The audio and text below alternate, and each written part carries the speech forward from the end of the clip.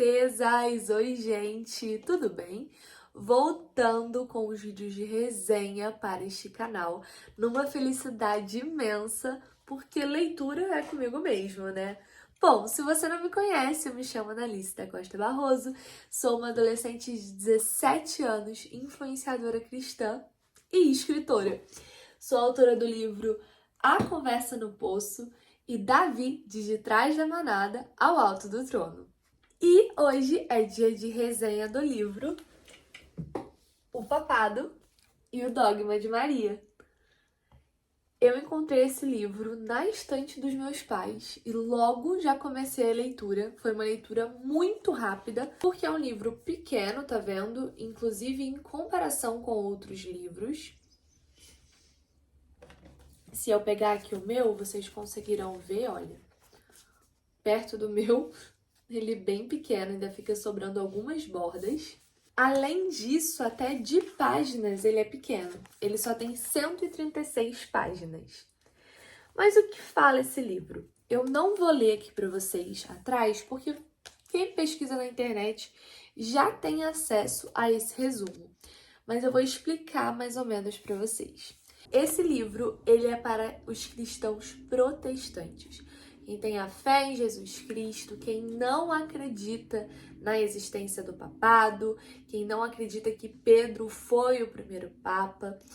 Então, a primeira parte dele, que fala sobre o papado, é uma crítica à Igreja Católica e explica com várias provas no meio da história o quanto tudo isso é uma farsa. Entenda, eu não estou aqui para ofender a sua religião se você for católico, mas eu estou explicando o que o livro traz.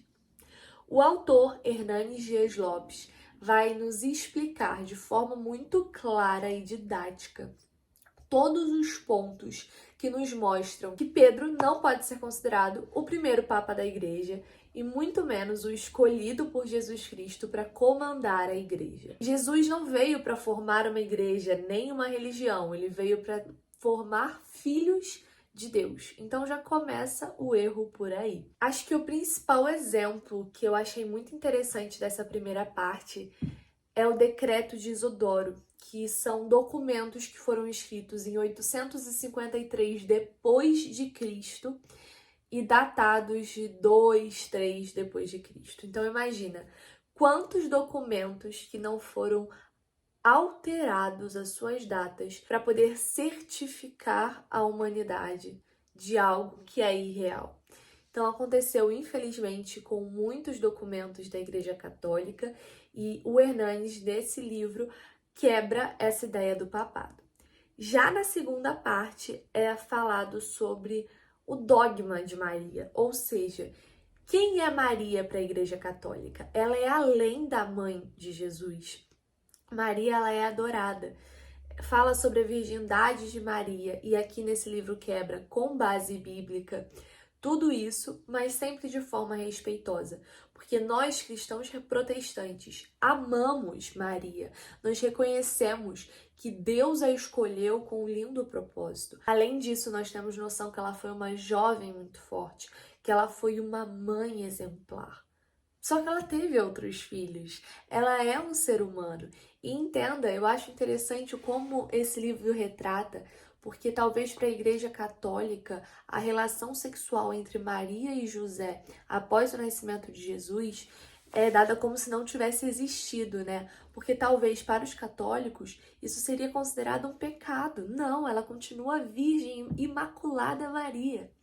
Só que para o nosso Deus, para o Deus Criador dos céus e da terra, nós cristãos protestantes sabemos que o ato sexual dentro do casamento não é errado, não é pecado e não traz máculas, não traz erros, não traz consequências ruins, mas sim é um belo ato que remete ao amor do casal. É um presente dado pelo Criador para os seres humanos. Então não teria por que a gente esconder que Maria e José selaram o casamento deles de acordo com os princípios da Bíblia. É interessante que aqui, ó, vem escrito aqui embaixo, à luz da Bíblia e da história, porque realmente tudo aqui o Hernandes foi escrevendo, comprovando com a história e com versículos bíblicos. Eu fiz aqui algumas marcações que eu vou abrir para vocês, que fala sobre uma frase de Pedro: por não orar e vigiar, Pedro entrou na luta errada com as armas erradas.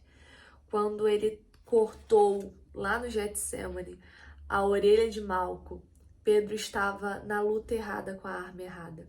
Antes, Jesus tinha pedido: orai, vigiai, e os discípulos dormiram. E depois, quando Jesus Cristo estava sendo preso, Pedro quis defendê-lo e cortou a orelha do soldado, sendo que Jesus foi lá, reparou a orelha e falou: Pedro, isso não se faz. Então, isso a gente já começa aprendendo que tem que tomar cuidado. Temos que orar, temos que vigiar para lutarmos com as armas da Bíblia, com questões espirituais, e não deixarmos que a nossa carne fale mais alto. Mais um marcador aqui é uma frase maravilhosa que o pastor colocou no final do livro, que eu achei impecável. Olha só: devemos entender que a omissão da verdade, envolvida sob o manto do respeito ao pensamento alheio, é um falso amor. O maior gesto de amor pelo ser humano, seja ele adepto ao catolicismo romano ou membro de qualquer outro segmento religioso, é anunciar-lhe as boas novas do Evangelho. Devemos amar a todos, indistintamente, e em obediência ao mandamento de Cristo.